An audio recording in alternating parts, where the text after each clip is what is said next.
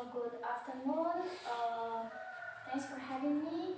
Now I'm going to presentation to you about myopia.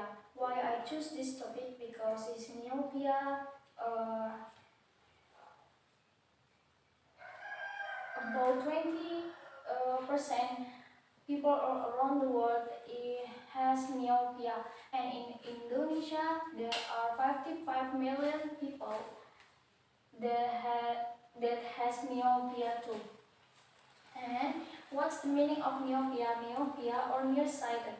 The meaning is condition of eye disorder when that make people can see clearly. Usually, people with the myopia have a problem of seeing far.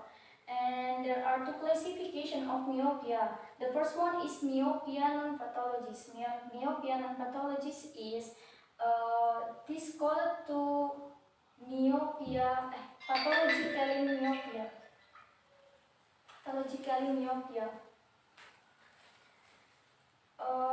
It can be caused of abnormal growth or in the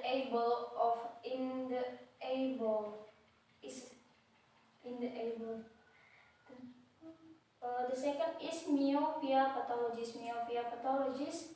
This one meaning progressive high myopia refractive disorder.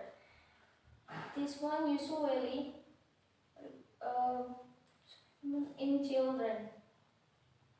And there are risk factors of myopia. The first one is hereditary. If their parents wore glasses, their children have more risk to wear glasses compared to their children whose parents doesn't wear glasses. And what's the symptom? The symptom, what we feel usually is blurry vision and squint the eye. We often squint the eyes to make us seeing more clear. And dizzy. It can be caused if we often squint our eyes. And what we can do, the treatment is we can use glasses. The glasses, less of glasses, will be help us to see better or more clear. And the other option is surgery, or we call it plastic surgery. Okay, that's all for me. Thanks for your nice attention. Good afternoon.